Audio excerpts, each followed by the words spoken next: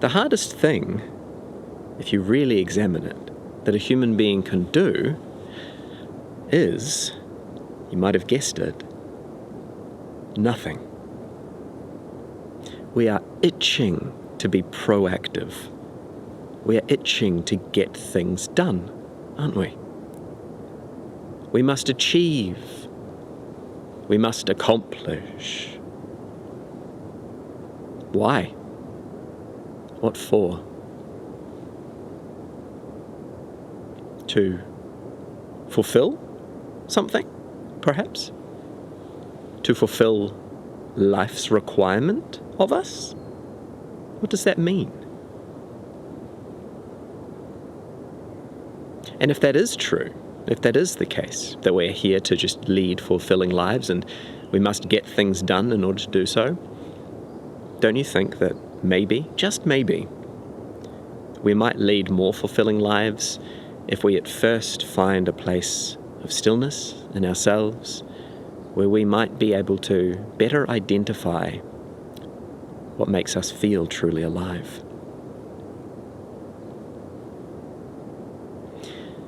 You see, we're immediately given all of these tasks to complete in life right from the start, right from being infants.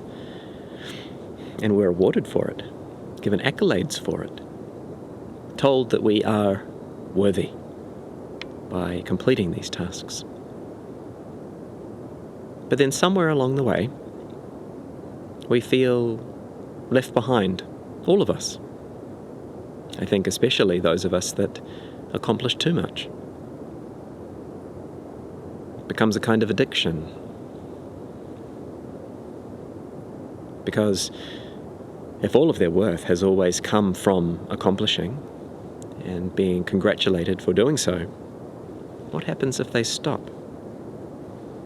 What happens if they stop proving to the world that, indeed, the way the world has said that they are valuable, they are? What happens when they're not valuable anymore?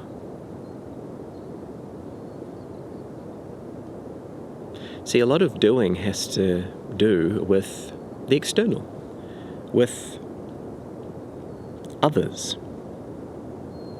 How much would you do less of, or what would you do less of, if there were no one around to assess you for it, to measure you by it? How much of your doing is done not for yourself at all, not to actually feel fulfilling at all, but for the other, so that you can feel somehow accepted, acknowledged, beloved even. And perhaps that's why so many of us do so much. We're really just looking to feel beloved, appreciated, part of something. And there's nothing wrong with that. I think that's just a beautiful way of being a communal human being. We all have that need, and there's no sense in shaming it. But I do think it does deserve a little bit of contemplation, especially since we live in a society that's predicated on extracting value from what we do, from what we achieve, from what we contribute by what it deems valuable.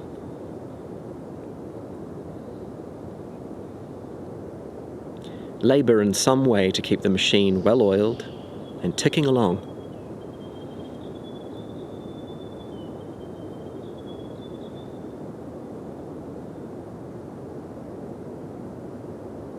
Isn't it funny how those in society who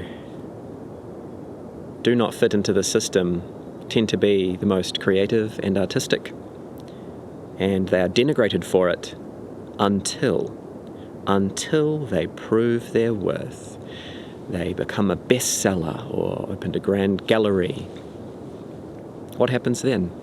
They become celebrated because art, music, and its like, that's what we're living for. That's what every human being wants at the end of the day, is to just be able to enjoy the pleasures of one another's creativity. Our art, our music, our food, our song, our dance, our company. That's what all of this is for, what we're doing anything for at all. And yet, it's the people that produce all of that at the bottom rung of society that get no accolade until they have made some money, made something of themselves. It's sad.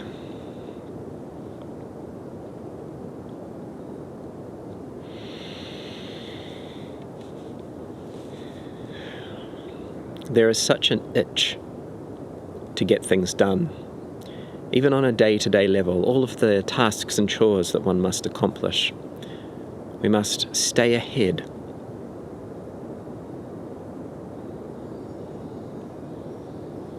And we tell one another about it. You ever overhear conversations, or perhaps you've been a part of one, where people just tend to say things like, "Oh, how are you? Oh, yes, been very, very busy. Oh, that's good. Oh, that's good." Why? Why is being busy and inundated with a flood of chores and work a good thing? It's certainly modern. It's certainly not at all what 99% of our human history has been comprised of.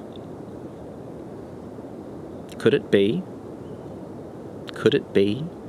that we have been indoctrinated by a system that tells us that so long as we're busy, so long as we're working, so long as we're contributing by selling out our souls and not resting and grinding and hustling, then we belong. And that is the fear of not belonging. I felt that very strongly as someone who was never assimilated to the workforce and refuses to.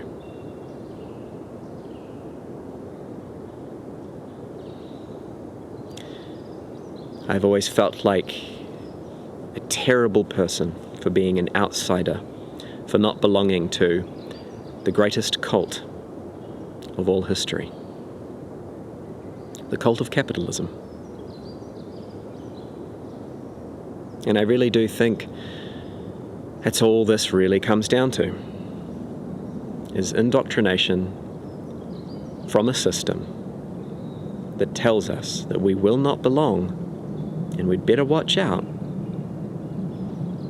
if we don't get with the program. That is terrifying for a human being. It's worse than death. Exile for a human being means death. So to stand on the fringes of society is a very difficult place to stand, and yet I think that we are being forced to do so more and more nowadays. And the more of us that do, the better we are able to band together to form a resistance of some kind. And the time is coming where that is necessary. Otherwise, we really will destroy the world and ourselves in the process.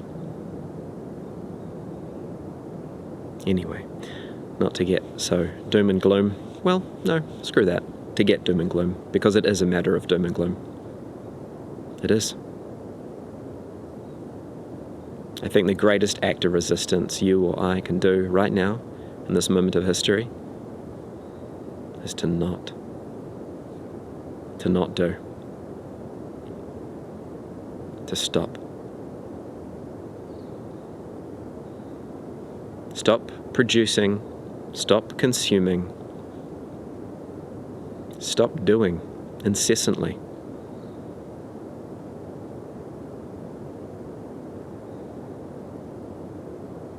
We need rest.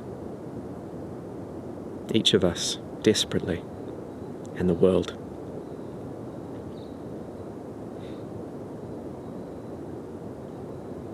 Well, that got rather preachy. That's my sermon for the day. But I stand by it.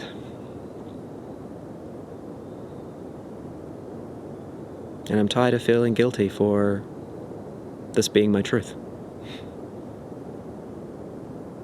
I hope you can join me in it.